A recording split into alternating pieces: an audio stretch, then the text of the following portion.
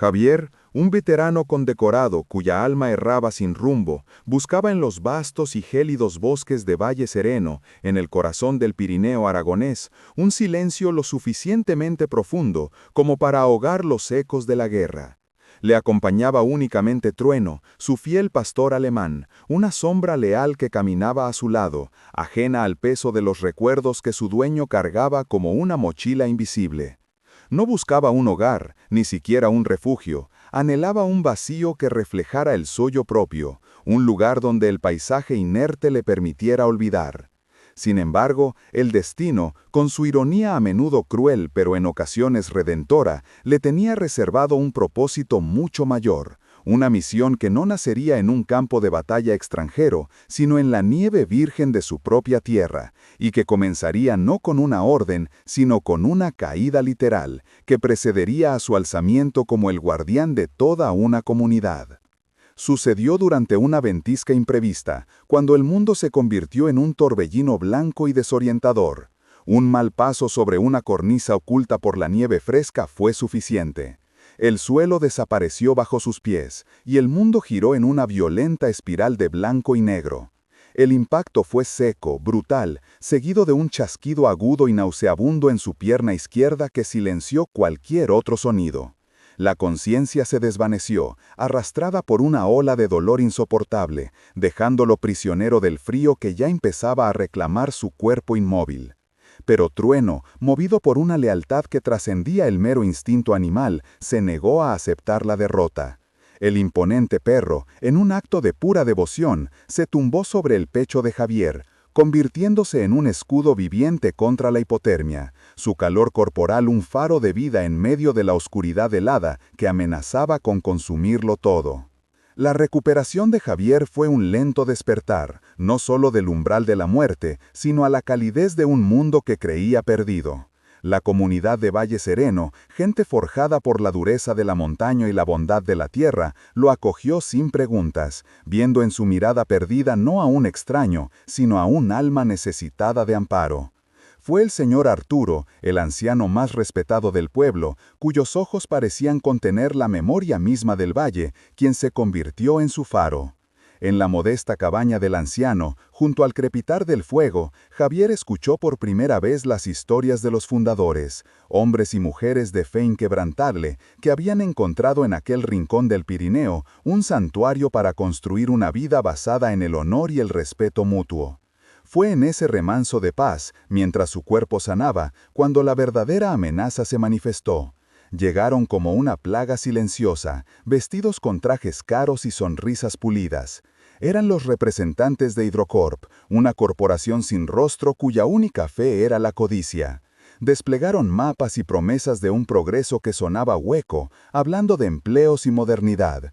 Pero su plan era un acto de profanación, construir una presa monstruosa que ahogaría el valle bajo millones de litros de agua, borrando hogares, bosques y el cementerio donde descansaban generaciones, todo a cambio de los beneficios que llenarían sus arcas lejanas. La lucha al principio parecía una causa perdida, una batalla de David contra un Goliat de hormigón y acero. El señor Arturo, con la salud ya debilitada por los años, veía cómo la sombra de la corporación se cernía sobre su hogar, y reconoció en Javier, el soldado que ya no quería luchar, el espíritu indomable de un protector. El pacífico fallecimiento del señor Arturo, tan sereno como la llegada del invierno a las montañas que tanto amaba, se convirtió en el catalizador inesperado de la resistencia. En su testamento, le legó a Javier todo lo que poseía, su pequeña cabaña, sus libros llenos de sabiduría y la responsabilidad tácita de continuar su vigilia. Mientras organizaba las pertenencias de su viejo amigo, sintiendo el peso de aquella confianza como una medalla mucho más honorable que cualquiera de las que había ganado en combate, Javier encontró en el desván un pequeño arcón de madera olvidado, cubierto por el polvo de décadas. No estaba cerrado con llave. Dentro, envuelto en una tela de lino amarillenta por el tiempo, no había oro ni joyas, sino algo infinitamente más valioso, la escritura original y los estatutos fundacionales de Valle Sereno. Las palabras, escritas con una caligrafía elegante y firme, declaraban el valle como un patrimonio comunitario protegido a perpetuidad, legalmente intocable por cualquier interés externo. Armado con la verdad, Javier se enfrentó a Hidrocorp no con la violencia que había aprendido, sino con el honor que le había enseñado Arturo. En una audiencia pública que decidiría el destino del pueblo, mientras el ejecutivo de la corporación mentía con arrogancia, Javier avanzó con paso firme.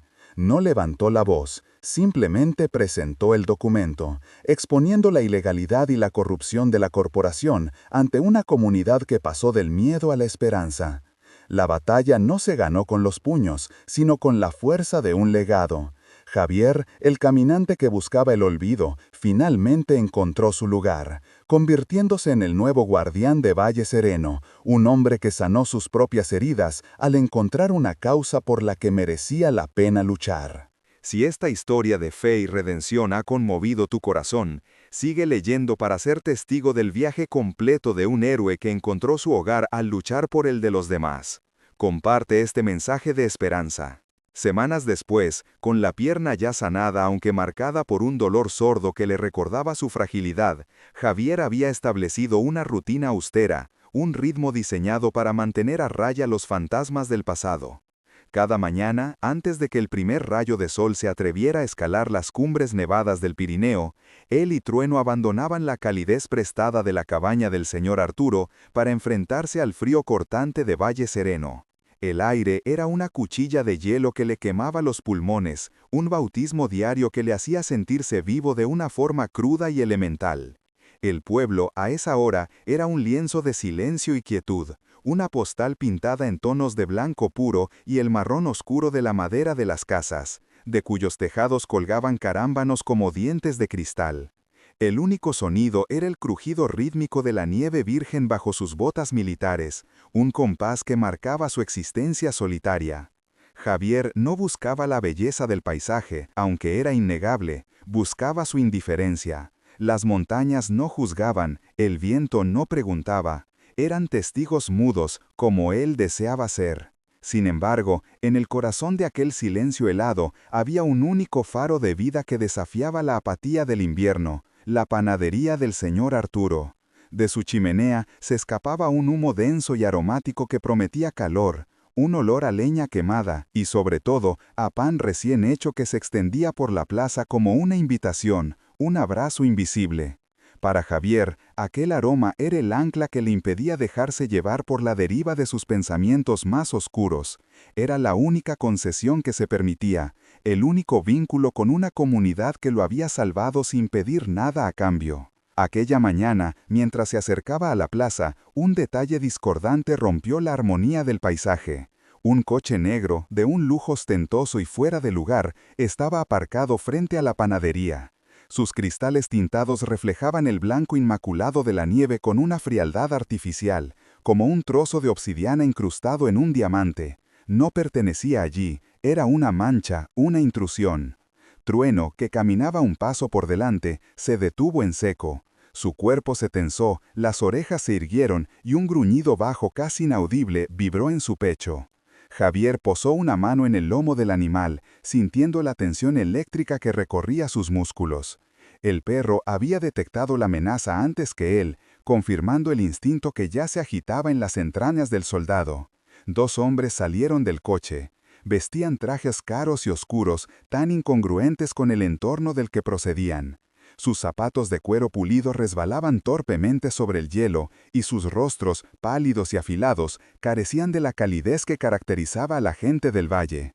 Se movían con una arrogancia calculada, como depredadores explorando un nuevo territorio de caza.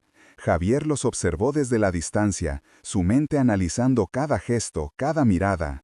No eran del pueblo, no eran turistas, eran problemas. Los hombres entraron en la panadería sin dudarlo. La pequeña campana sobre la puerta tintineó, un sonido alegre que pareció morir al instante.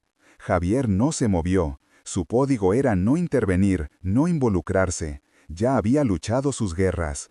Pero entonces, a través del cristal empañado, vio la silueta del señor Arturo. El anciano, normalmente erguido y lleno de una dignidad tranquila, parecía encogido, vulnerable. Los dos hombres se cernían sobre él, sus gestos eran afilados, agresivos. Algo dentro de Javier, una brasa que tenía extinguida, se encendió. Cruzó la plaza, la nieve crujía con más fuerza bajo sus botas. Trueno caminaba a su lado, un guardián silencioso cuya canción era un espejo de la suya. Empujó la puerta. El calor y el olor a pan lo golpearon, pero el ambiente estaba enrarecido, contaminado por el miedo. Es su última oportunidad, Arturo. La oferta de Hidrocorp es más que generosa. No nos obligue a tomar otras medidas. La voz del hombre más alto era suave, pero cortante como el filo de un bisturí. El señor Arturo negó con la cabeza, sus manos temblaban ligeramente sobre el mostrador de madera. Mi hogar no está en venta, la memoria de este valle no tiene precio. Javier avanzó un paso. Su presencia llenó el pequeño local. Allá hay algo aquí. Su voz era grave, tranquila, pero con un peso que silenció la conversación. Los dos hombres se giraron, sorprendidos. Lo midieron con la mirada, desde sus botas desgastadas hasta su rostro impasible.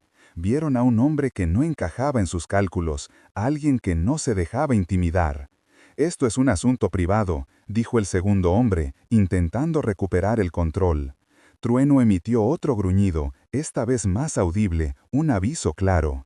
El perro se colocó sutilmente entre Javier y los extraños, sin mostrar los dientes, pero con una postura que no dejaba lugar a dudas. Javier no apartó la vista del primer hombre. «Este es un pueblo pequeño, aquí no hay asuntos privados». El hombre del traje sonrió, una mueca vacía. «No sabe con quién se está metiendo». «Y usted no sabe con quién está hablando», replicó Javier, sin alzar la voz. Hubo un instante de silencio tenso. Los hombres de Hidrocorp intercambiaron una mirada. Habían perdido la iniciativa. La intimidación solo funciona contra los que sienten miedo, y el hombre que tenían delante, junto a su imponente perro, parecía inmune a ella.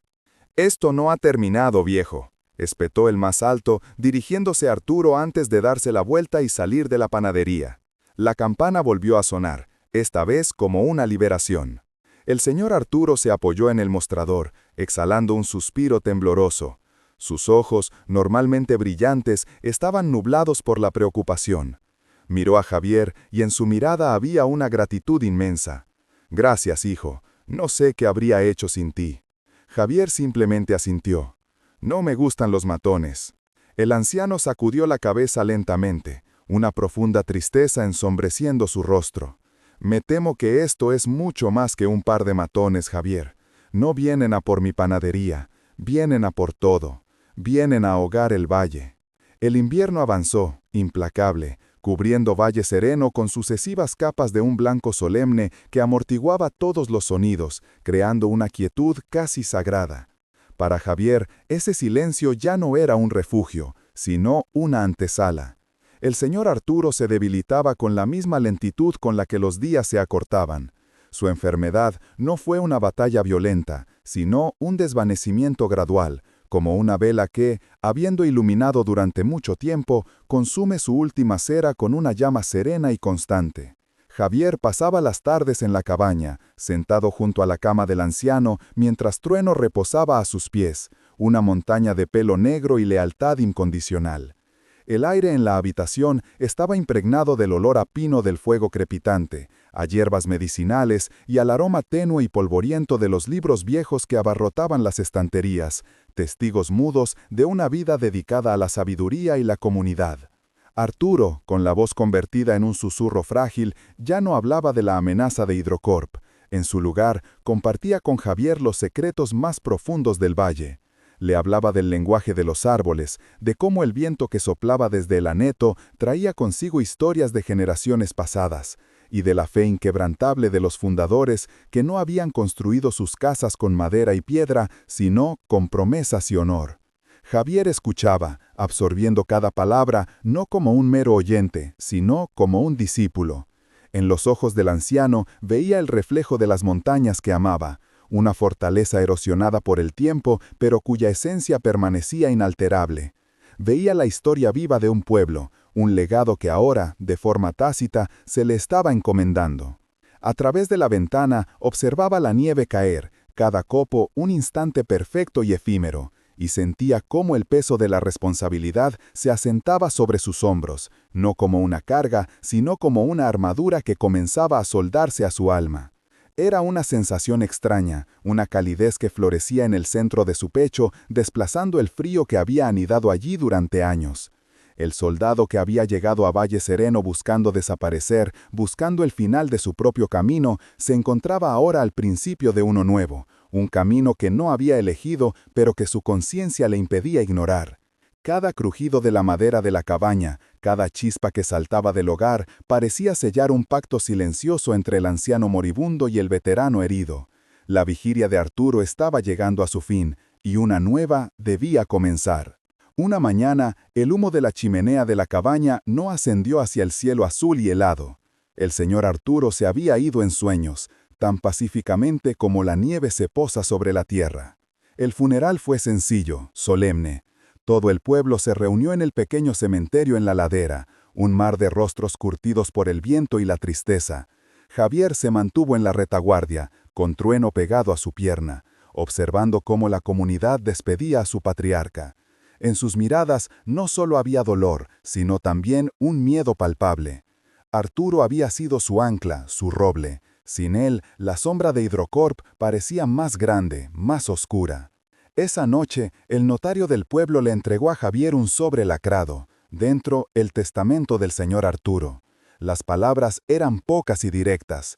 Le legaba todo lo que poseía, la cabaña, sus libros, sus tierras. Y una última frase. «Cuida de nuestro hogar, hijo, es el único que tenemos». Javier sintió el peso de esas palabras como si fueran de plomo. Podía marcharse, podía venderlo todo y desaparecer, volver a su búsqueda del olvido. Nadie se lo impediría. Pero al mirar a su alrededor, al ver el fuego crepitando en el hogar que ahora era suyo, al sentir la cabeza de Trueno apoyada en su rodilla, supo que esa opción ya no existía. Ya no podía marcharse. Esta era su lucha ahora. Los días siguientes los dedicó a organizar las pertenencias de su amigo. No era una tarea, era un ritual. Cada libro que colocaba en su sitio, cada herramienta que limpiaba, era un acto de respeto, una forma de conectar con el espíritu del hombre que le había devuelto un propósito. Fue, mientras despejaba el pequeño desván, un espacio olvidado bajo el tejado a dos aguas, cuando sus dedos tropezaron con algo sólido bajo una pila de mantas viejas. Era un arcón de madera de castaño, sin cerradura, solo un simple pestillo de hierro forjado. El polvo de décadas cubría su superficie. Con una extraña sensación de reverencia, Javier lo abrió. El interior olía a tiempo, a cedro y a papel antiguo. Envuelto en una piensa de lino amarillento, no había objetos de valor monetario. Había algo infinitamente más precioso. Sostuvo en sus manos un grueso fajo de documentos. La tinta, aunque desvaída, era perfectamente legible. El primero era la escritura original de la fundación de Valle Sereno, fechada en 1887. Describía los límites del valle no como una propiedad, sino como un santuario. Pero fue el segundo documento el que hizo que el corazón de Javier se detuviera.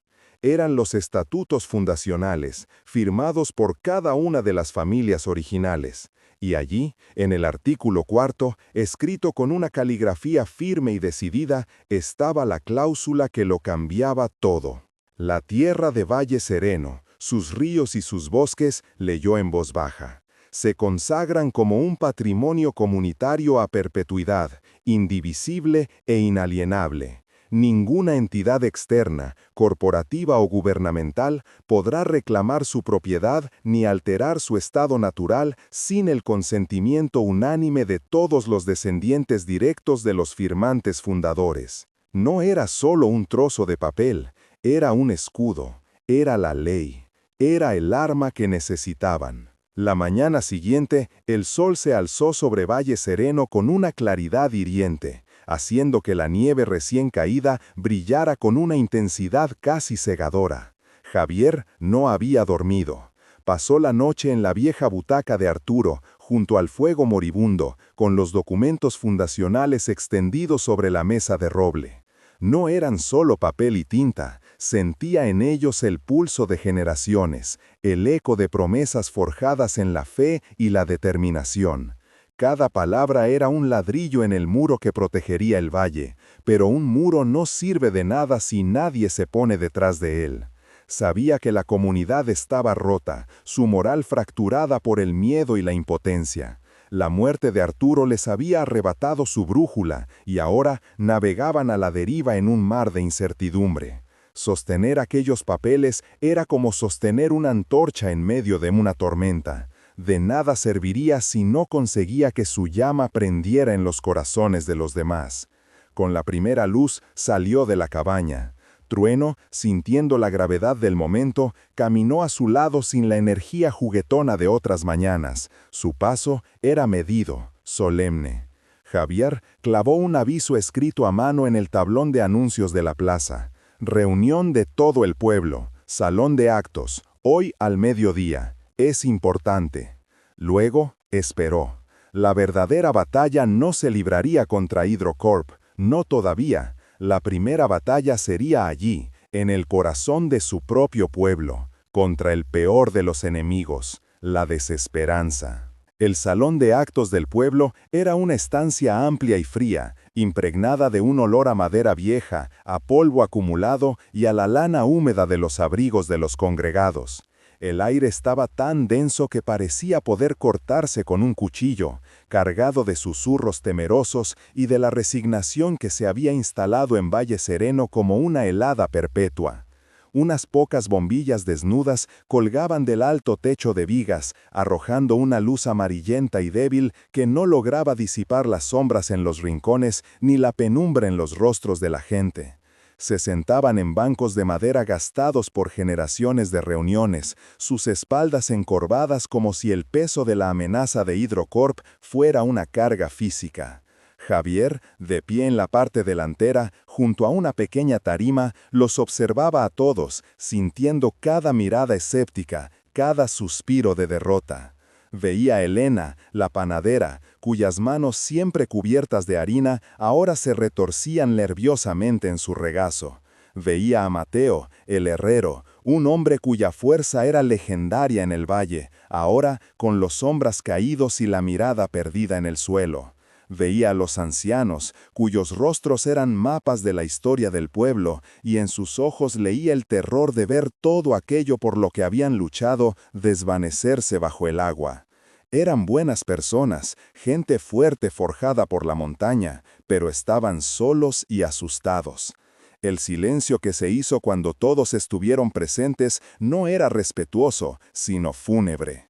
Javier sintió el peso de su propia historia, de los hombres que había liderado en situaciones imposibles, pero esto era diferente. No llevaba uniforme, no tenía un rango que le otorgara autoridad. Era un forastero, un hombre roto, al que habían salvado. ¿Quién era él para pedirles que lucharan?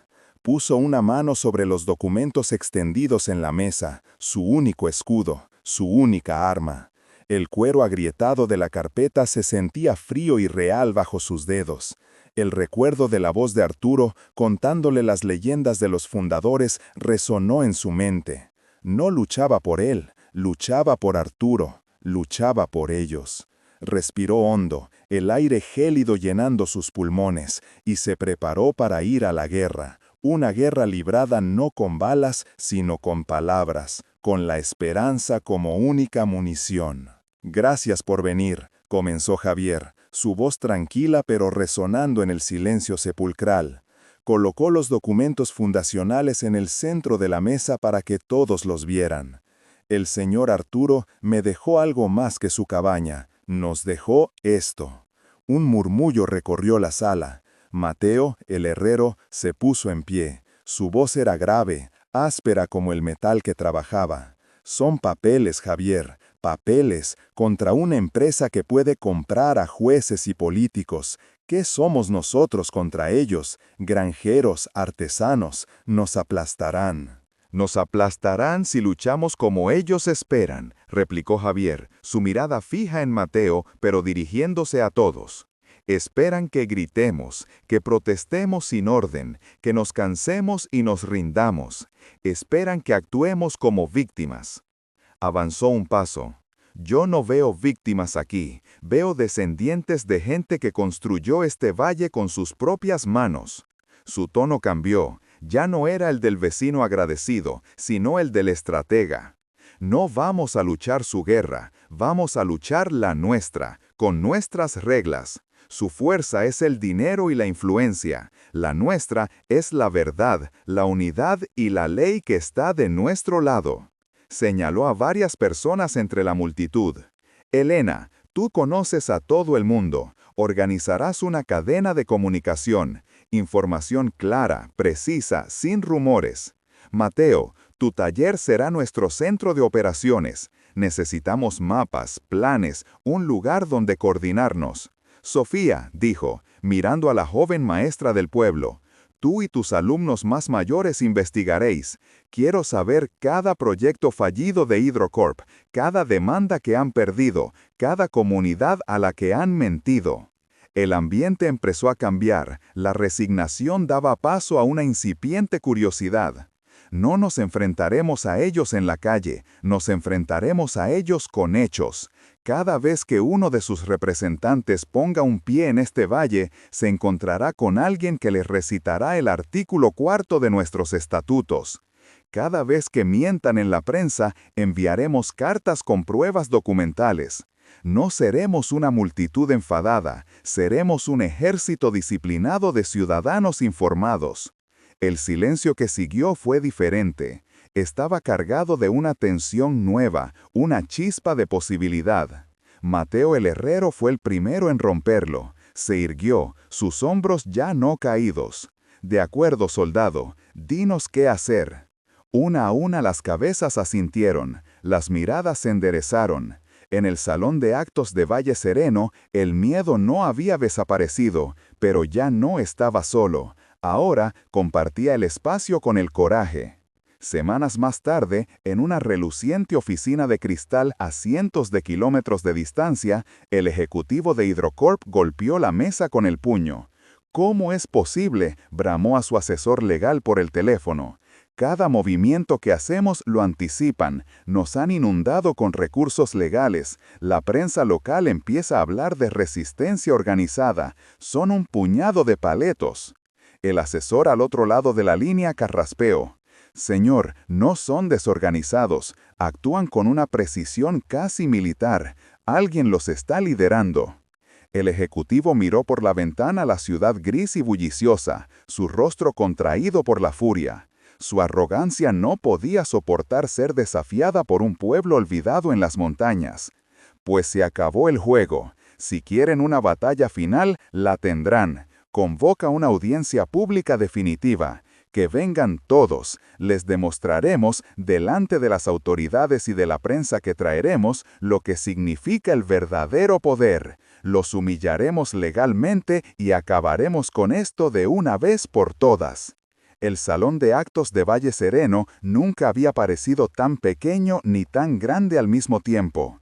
Pequeño por la cantidad de almas que se apiñaban en su interior, sus cuerpos juntos generando un calor húmedo que luchaba inútilmente contra el frío que se filtraba por las viejas ventanas de madera. Grande por la inmensidad del silencio que lo llenaba, un vacío tenso y expectante que parecía absorber el aire y la esperanza.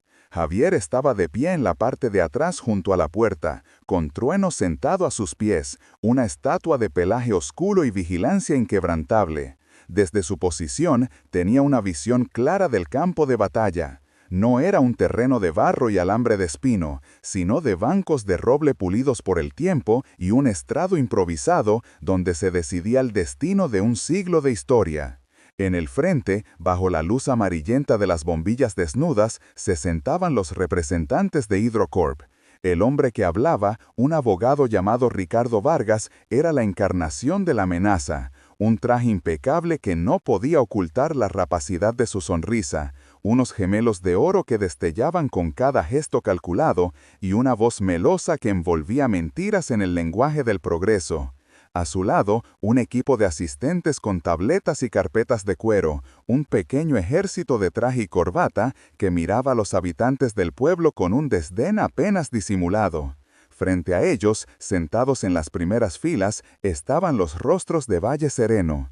Javier los conocía a todos. Veía a Mateo el herrero, sus manos enormes y callosas, capaces de doblegar el hierro, ahora apretadas en puños inútiles sobre sus rodillas. Veía a Elena la panadera, cuyo rostro siempre empolvado de harina estaba pálido y surcado por la angustia. Veía a los ancianos, sus espaldas encorvadas, sus ojos fijos en el suelo como si ya estuvieran de luto por sus hogares. Eran la encarnación de la decencia y el trabajo duro, y estaban siendo despojados de todo por hombres que no saben diferenciar un roble de un pino. Javier sintió una oleada de frío que no tenía nada que ver con la temperatura. Era la vieja calma que precedía al combate, la quietud de la mente cuando el cuerpo se prepara para la violencia. Pero esta vez la violencia debía ser contenida, canalizada en algo más afilado que una bayoneta, la verdad. Sentía el peso de la carpeta de cuero que sostenía en su mano, el legado de Arturo, la única munición que poseía. El mediador, un funcionario del gobierno provincial con un rostro cansado y neutral, escuchaba los argumentos de Vargas con una expresión de resignación. Javier sabía que, para ese hombre, esto era solo otro expediente, un conflicto entre una corporación poderosa y un puñado de aldeanos obstinados. La ley, sin el espíritu que la respalda, es solo un conjunto de reglas, y las reglas, sabía Javier, siempre se pueden torcer a favor de quien tiene el poder para hacerlo. El aire olía a lana mojada, a miedo rancio y al perfume caro del abogado.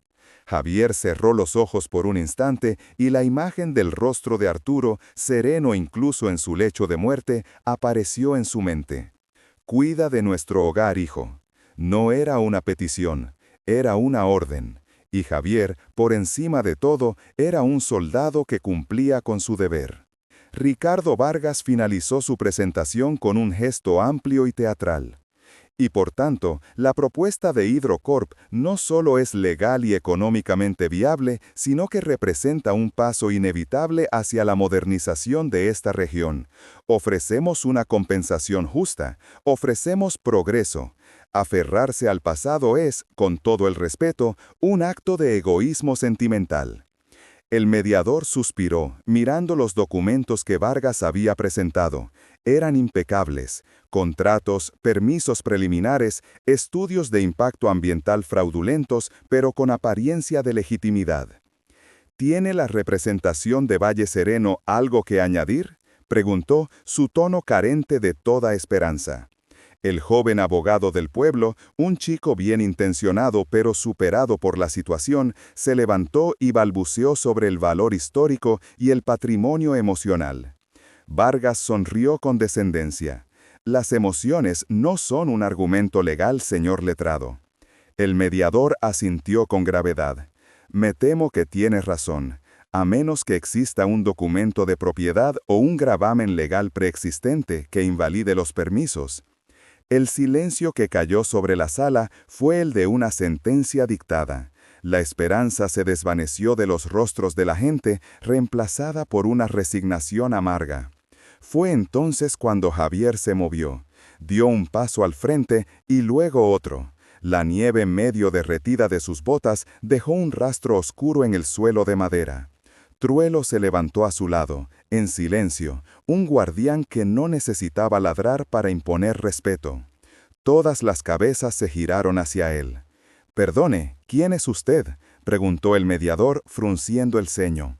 Javier no respondió. Continuó su avance lento y deliberado hasta llegar al estrado. No había ira en su rostro, solo una calma de acero. Colocó la vieja carpeta de cuero sobre la mesa justo al lado de los brillantes informes de Hidrocorp. El contraste era absoluto, la verdad antigua y gastada contra la mentira nueva y reluciente. «Soy un vecino», dijo Javier, su voz grave y clara llenando cada rincón de la sala. «Y tengo algo que añadir». Vargas soltó una risa burlona. «¿Un poema quizás? ¿Una vieja canción popular?». Javier lo ignoró. Abrió la carpeta y extrajo con cuidado los estatutos fundacionales. El papel amarillento parecía frágil, pero las palabras escritas en él eran más fuertes que cualquier presa de hormigón. Artículo 4 de los Estatutos Fundacionales de Valle Sereno, ratificado y sellado ante notario el 14 de marzo de 1887. Comenzó a leer, su voz resonando con la autoridad de generaciones.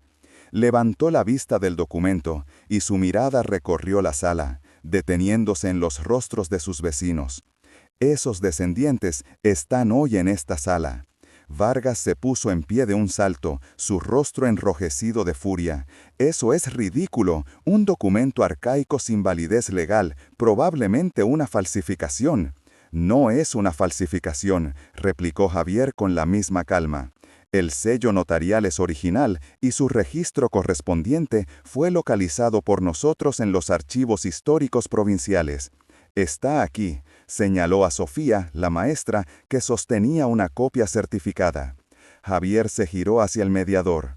Cualquier contrato firmado por Hidrocorp, basado en la premisa de que esta tierra podía ser comprada o expropiada, se ha basado en un fraude. Proceder con este proyecto no sería solo una injusticia, sería un delito.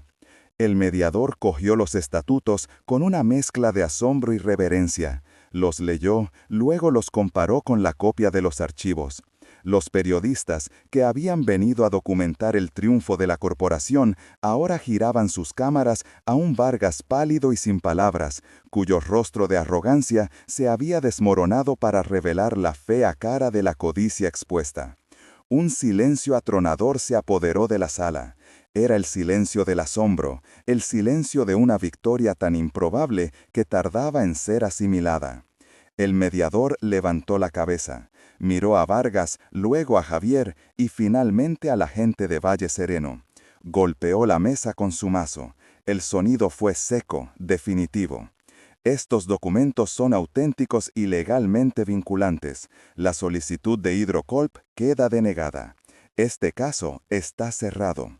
Por un instante más, el silencio persistió. Y entonces comenzó. Un solo aplauso de las manos callosas de Mateo el herrero. Luego otro, y otro más. En segundos, el salón de actos estalló en una ovación que sacudió los cimientos del edificio. Un sonido de alegría pura, de alivio y de triunfo que barrió el miedo y la desesperación. Javier permaneció inmóvil en medio de la tormenta de júbilo, sintiendo como una paz profunda, una paz que llevaba años buscando en el silencio de las montañas, finalmente lo encontraba allí, en el estruendo de una comunidad que había recuperado su hogar. Con la retirada humillante de Hidrocorp, una nueva era de esperanza amaneció sobre Valle Sereno. La victoria no solo salvó sus tierras, forjó un vínculo inquebrantable entre sus gentes, recordándoles que la unidad, guiada por la verdad, era una fuerza más poderosa que cualquier corporación. Javier, el hombre que había llegado buscando un final, encontró un nuevo comienzo. Aceptó su papel no como un héroe, sino como un guardián, el custodio del legado de Arturo y del alma del valle. Se instaló definitivamente en la pequeña cabaña, que ya no se sentía prestada, sino ganada. Cada mañana, desde el porche, mientras el sol pintaba de oro las cumbres nevadas, él y Trueno observaban el mundo que habían ayudado a salvar. El silencio ya no era un refugio para sus fantasmas, sino una sinfonía de vida, paz y propósito. El soldado había encontrado su guerra más importante, una librada no con armas, sino con honor. Y al ganarla, finalmente sanó sus propias heridas. ¿No es acaso en la defensa de los demás donde encontramos nuestra propia salvación? ¿Puede un solo acto de coraje reescribir el destino de muchos? La historia de Javier y Valle Sereno nos enseña que el verdadero hogar no es un lugar en un mapa, sino un propósito en el corazón. Y que la fe, la lealtad y la comunidad son los cimientos sobre los que se construyen las victorias más duraderas. Si el viaje de Javier y Trueno te ha inspirado, comparte esta parábola de esperanza y propósito con aquellos que necesiten recordar el poder de la fe y la comunidad. La primavera llegó a Valle Sereno como una promesa susurrada que finalmente se cumple. El deshielo hinchó los arroyos con un murmullo alegre y vivificante, y la nieve, que durante meses había sido un sudario de silencio y tensión, se retiró a las cumbres más altas, revelando un suelo fértil y ansioso de vida. Con la sombra de Hidrocorp desterrada, una energía renovada recorría las calles empedradas del pueblo. Las ventanas, antes cerradas contra el frío y el miedo, se abrían de par en par para dejar entrar el aire fresco y el sonido de los martillos reparando viejas cercas, de las risas de los niños jugando de nuevo en la plaza sin la vigilancia temerosa de sus padres. Javier podría haberse marchado. El camino que descendía del valle estaba despejado, y el mundo más allá de las montañas le ofrecía el anonimato que una vez había anhelado. Su misión estaba cumplida, la deuda con Arturo saldada. Sin embargo, cada mañana, al salir de la cabaña, el olor a pino y a tierra húmeda, la vista del humo ascendiendo de las chimeneas vecinas y el saludo cordial de Mateo el herrero, se habían convertido en anclas que lo sujetaban a aquel rincón del mundo con una fuerza mayor que cualquier cadena. Una mañana, mientras estaba frente a la panadería de Arturo, ahora cerrada y silenciosa, sintió la mirada de todo el pueblo sobre él. No era una mirada de exigencia, sino de esperanza. Vio en sus rostros la pregunta tácita: ¿quién mantendría ahora encendido el corazón del valle? En ese instante, Javier comprendió que su guerra no había terminado con la derrota de la corporación. Aquello solo había sido una batalla. La verdadera victoria consistía en reconstruir, en preservar, en asegurarse de que la llama que Arturo había protegido durante toda su vida no se extinguiera jamás. Miró a Trueno, que esperaba pacientemente a su lado, y luego a la vieja llave de hierro forjado, que el notario le había entregado. Ya no era la llave de la cabaña de un amigo, era la llave de su hogar. Un año después, el sol del amanecer se derramaba sobre Valle Sereno, tiñendo de un rosa pálido las cumbres aún nevadas del Pirineo y despertando el valle con una caricia de luz tibia. El aire ya no era cortante, sino que portaba la promesa del verano, cargado con el perfume dulce de los pinos y el aroma inconfundible y reconfortante que se había convertido de nuevo en el alma del pueblo, el olor a pan recién hecho. El epicentro de esa fragancia, el corazón que bombeaba vida a la comunidad, era la vieja panadería, ahora rebautizada como el horno de Arturo. Dentro, Javier se movía con una destreza y una calma que nunca había conocido en un campo de batalla. Sus manos, antes acostumbradas al tacto frío del acero de un fusil, ahora estaban cubiertas de harina, inmersas en el proceso rítmico y ancestral de amasar el pan. Había aprendido el oficio gracias a los viejos cuadernos de recetas de Arturo y a la paciencia infinita de Elena, la panadera del pueblo vecino. Descubrió en el acto de transformar ingredientes simples, harina, agua y sal, en una forma de meditación, una manera de sanar las grietas de su alma.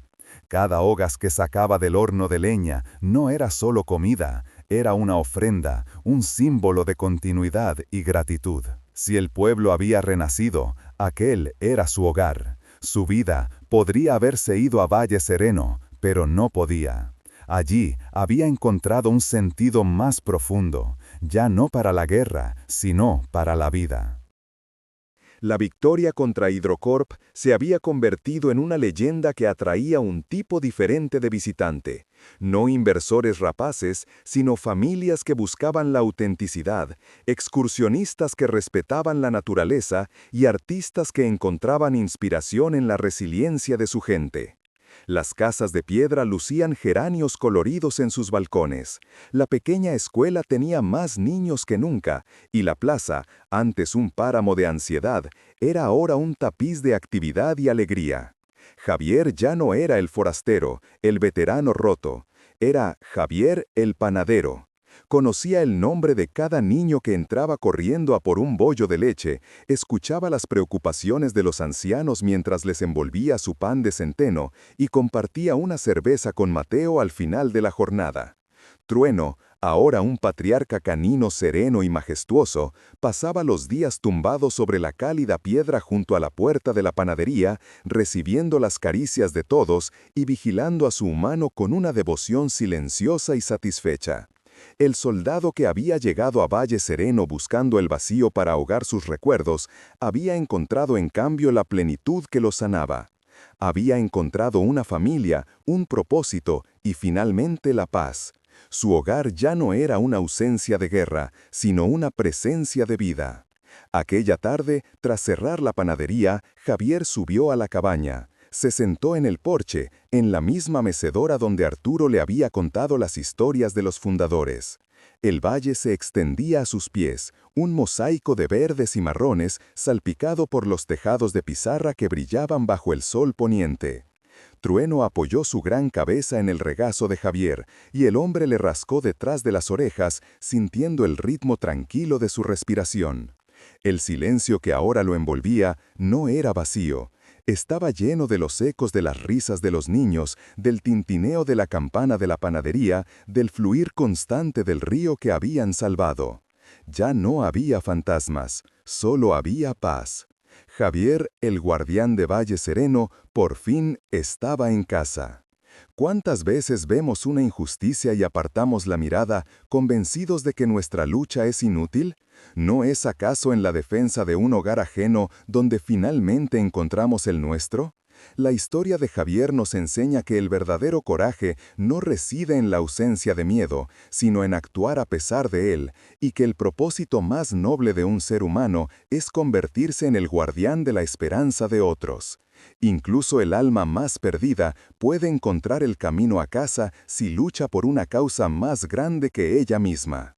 Si el viaje de este guardián y su fiel compañero ha conmovido tu espíritu, comparte esta parábola de redención y coraje con aquellos que necesiten recordar que una sola persona, armada con la verdad y la lealtad, puede proteger un legado y salvar un mundo.